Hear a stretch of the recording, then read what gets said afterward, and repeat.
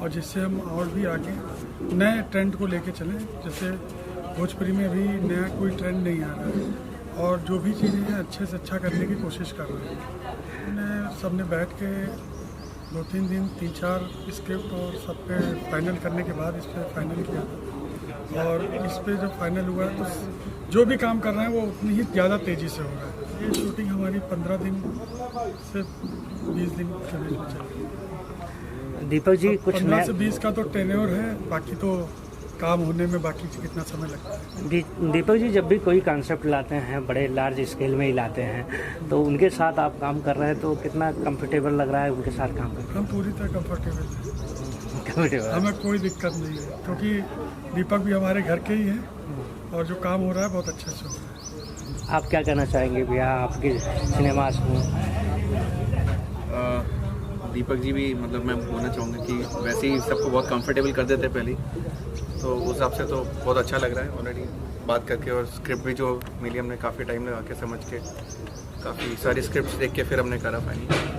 नया ट्रेंड लेके आ रहे हैं और इसी ट्रेंड को हम कहीं ना कहीं आगे कंटिन्यू भी करेंगे और एक मोटिवेशनल भी बनाएंगे इसको कि फिर आगे ये सब फॉलो करें। कहाँ शूटिंग करने वाले हैं कुछ बताना चाहेंगे? अभी तो लखनऊ में है काफ़ी और बाकी सारे अभी अयोध्या में दीपक जी जो लोकेशंस सेट करी है तो उसी हिसाब से चलेंगे हम। सर का परिचय आप बताना चाहेंगे आप? मेरा नाम अभिषेक मिश्रा है, मैं भी एक प्रोड्यूसर हूँ। और मैं और चरित जो है हम लोग के और भी प्रोजेक्ट साथ में ही हैं, हम लोग बिजनेस पार्टनर हैं और ज्ञानेश भैया मेरे बड़े भैया हैं, मैं भी इसमें एज ए प्रोड्यूसर। पार्टनर में 3 लोग अगर मिलके काम कर रहे हैं तो कुछ तो अच्छा होना ही होना है।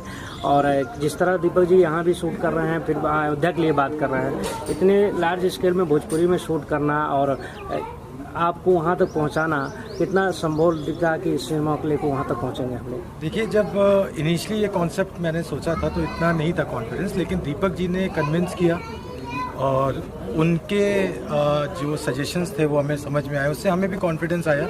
हमें लगा कि हमें इससे अच्छा रिटर्न मिलेगा और एक हमने ये भी डिसाइड किया कि हम एक साफ़ सुथरी मूवी बनाएंगे, कोई मतलब जैसे आजकल ट्रेंड चलता है भोजपुरी का वैसे नहीं बनाएंगे। भोजपुरी सिनेमा कितना आपने देखा? गौरव जी का और ऋतु जी का सिनेमा देखे हैं आप? मैंने देखा है, मैं ये नहीं कहूँगा कि बहुत ज़्यादा देखा है, लेकिन मैंने देखा है।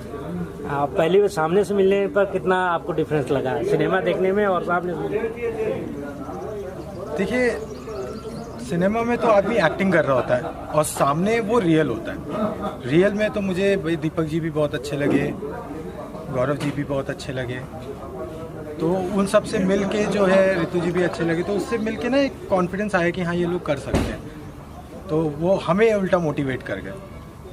ज्ञानंद जी क्या कहना चाहेंगे अपने फैन से और अपने दोस्तों से और अपने दर्शकों से लेकर? हम लोग ये मूवी ला रहे हैं, जितने ज़्यादा से ज़्यादा दर्शक देखें और जितना ऊपर वाले माता रानी की कृपा बने, नाम भी हमने रघुनाथ रखा है, राम जी की भी कृपा बने, बजरंगबली भी, सबकी कृपा बने